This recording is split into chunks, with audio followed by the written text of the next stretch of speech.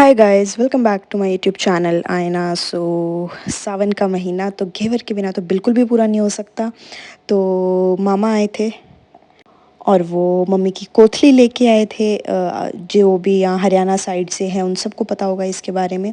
तो बस सुबह सुबह की शुरुआत इसी से हुई और मैं बहुत ज़्यादा खुश हो गई और खुश हो ही रही थी कि एक पार्सल भी आ गया। और इस पार्सल का मुझे बहुत ही बेसब्री से इंतज़ार था, क्योंकि मैंने मेरे लिए एक बुक ऑर्डर की थी और मैं बड़ी ही एक्साइटेड थी इसको पढ़ने के लिए।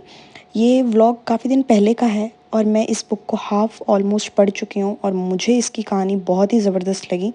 बट चलो उसके बारे में किसी और दिन बात करेंगे। आज मैं बना रही थी अपने लिए बॉडी स्क्रब और आपको पता है मैं 2-3 टाइप के आपके साथ ऑलरेडी शेयर कर चुकी हूँ। ये कुछ ज़्यादा अलग नहीं था उनसे, सेम ही चीज़ है। जो वनीला वाला बॉडी स्क्रब मैंने आप लोगों के साथ शेयर किया था, वो मेरा इन सब में से फ़ेवरेट रहा, तो मैं वही अपने लिए दोबारा बना रही थी। बस इसके अंदर डिफ़रेंट ये था कि जो मैं शार जेल यूज़ कर रही हूँ वो डिफ़रेंट था, तो थोड़ा-सा ये पिछली बार से अलग बना।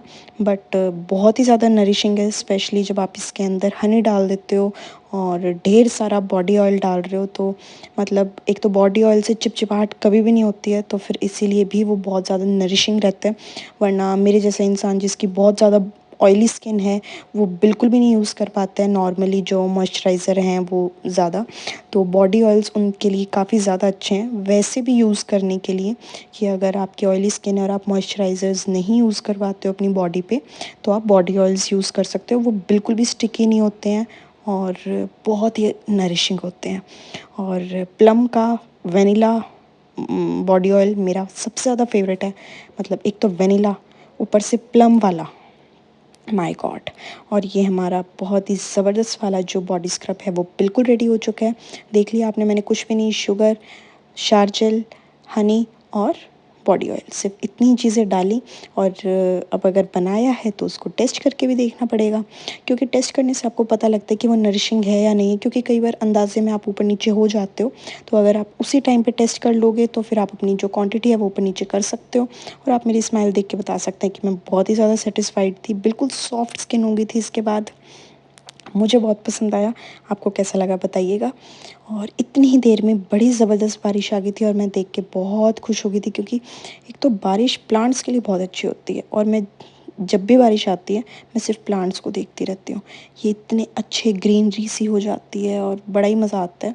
और देखिए इतनी देर में बारिश बंद भी हो गई, लेकिन आई बड़ी अच्छी, तो अच्छे से पौधों को पानी मिल गया, तो मैं बड़ी ही खुश हो गई। चलिए, ऑलमोस्ट लंच का टाइम हो गया था और सब्ज़ी वगैरह सब मम्मा ने बना दी थी।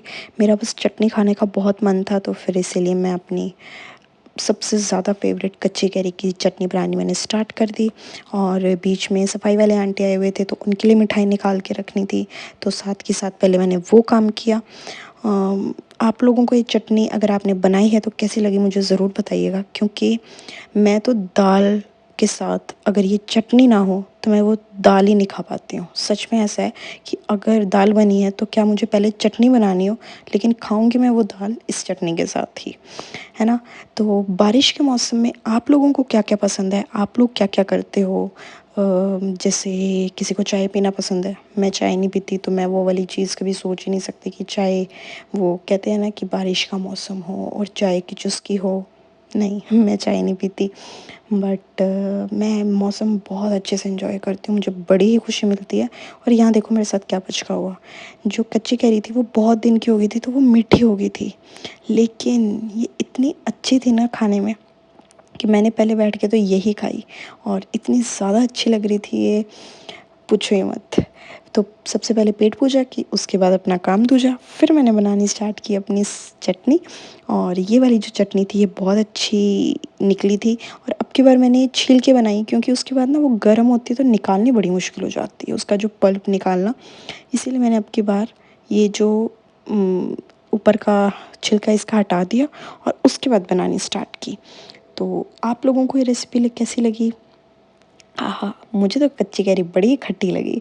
तो आप लोगों को ये रेसिपी कैसी लगी और कैसे मेरा बॉडी स्क्रब लगा, कैसे मेरे दिन की शुरुआत लगी, तो ज़रूर बताइएगा। बड़े ही सिंपल से डेज़ जा रहे हैं, क्योंकि गर्मी बारिश कितनी ही हो जाए लेकिन गर्मी बहुत रहती है और उस पे से ध्यान बिल्कुल भी नहीं हट पाता है। ऊपर से सावन का टाइम चल रहा है तो फिर पूजा वगैरह ये सब भी चलती रहती है। सुबह-सुबह उठ के मैं डेली का अब तो रूटीन बन गया है कि मंदिर जाना ही जाना। तो बस ऐसे ही करके दिन निकल जाता है और देखिए ऐसे ही करके हमारी चटनी का जो कच्ची कैरी और ये सब भी तैयार हो गया और फिर मैंने बनाई और खूब अच्छे से खाई। Thank you so much for watching. Thank you guys.